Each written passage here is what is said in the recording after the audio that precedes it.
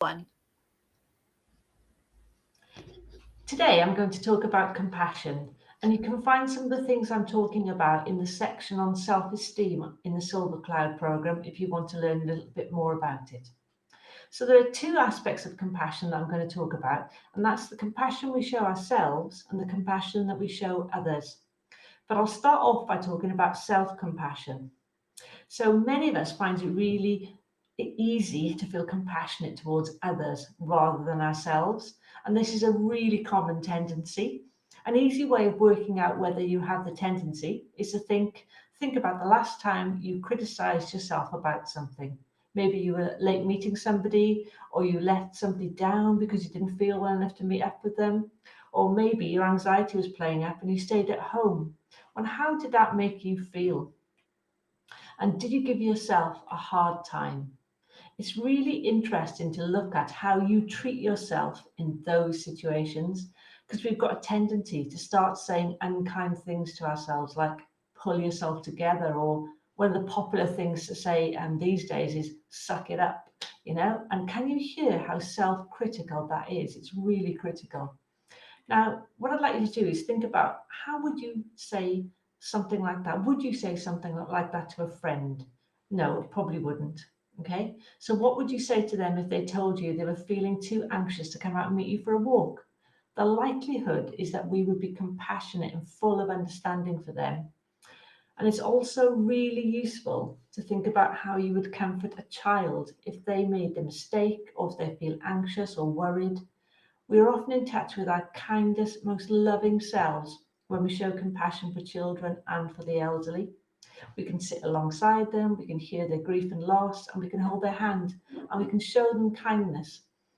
But somehow, some of us just can't seem to do that for ourselves. There's just a missing link with all of that. Now, I've been talking to a really lovely lady recently, and this lady feels really guilty and sad because she struggles to stay asleep all night. Okay, so this lovely lady is very hard on herself and shows herself very little self compassion.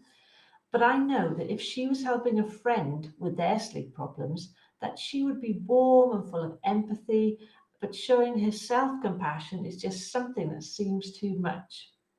We just seem to be very bad at it as a nation, I think, self compassion. We're just not in the habit of being kind to ourselves. But the good news is, saying all that, that being kind to ourselves and showing ourselves love and compassion is a habit. Okay?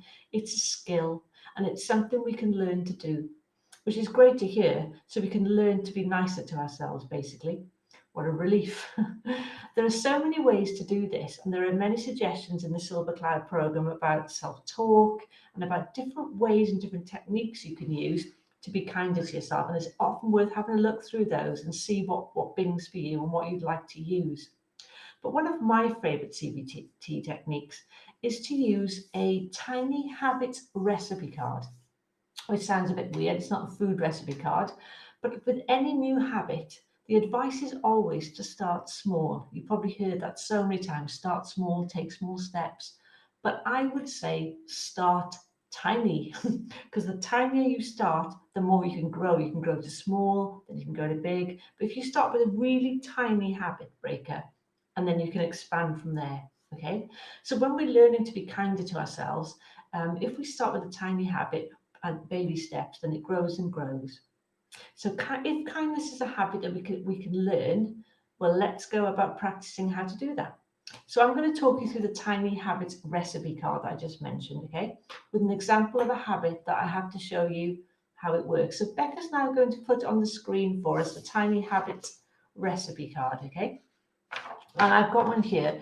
And the one I've got here is the one that I filled out earlier. I did two actually. I've got so many habits, tiny habits I'd like to change.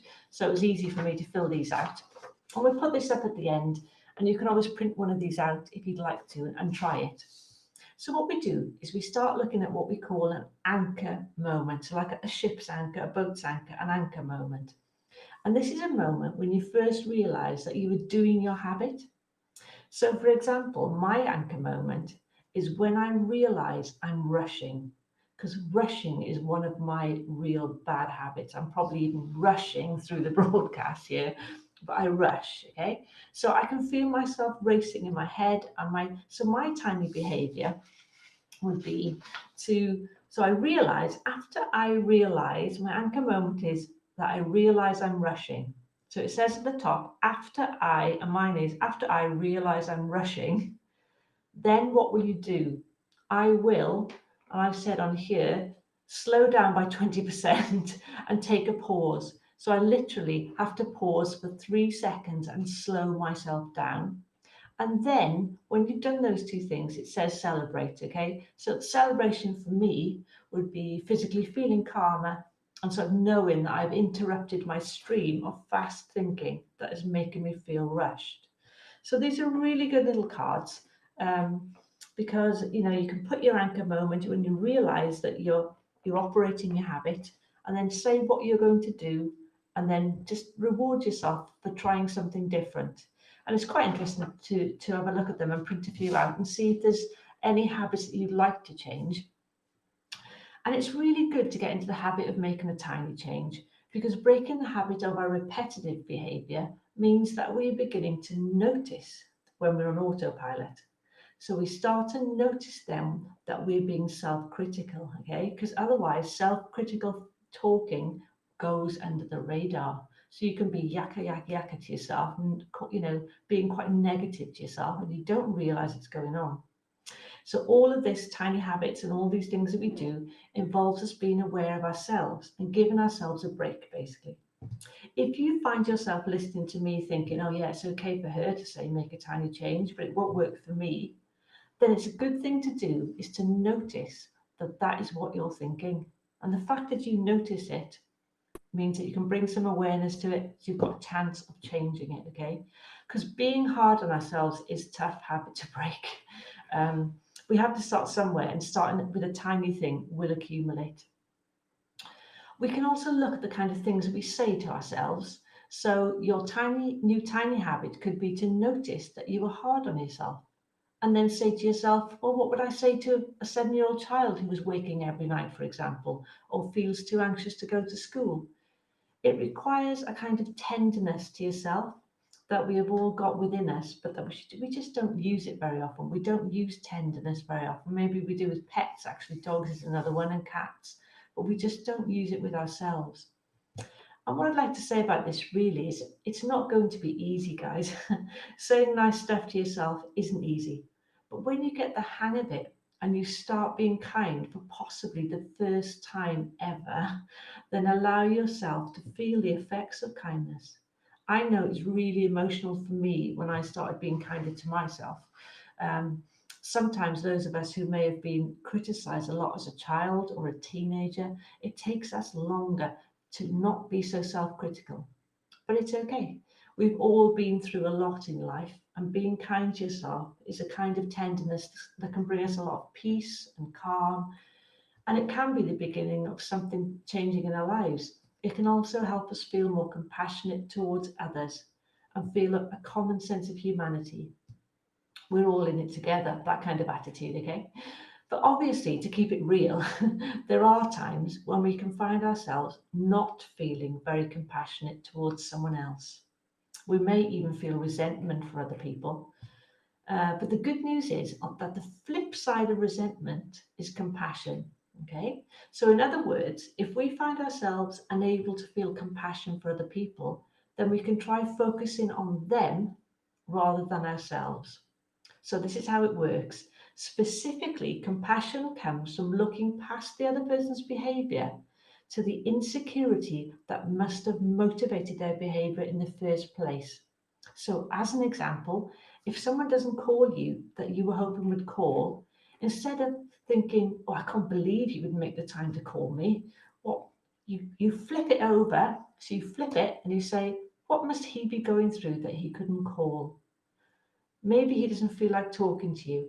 If he doesn't feel like talking to you, what must he be feeling that he doesn't want to speak with someone who loves him right now? Maybe he's not feeling good.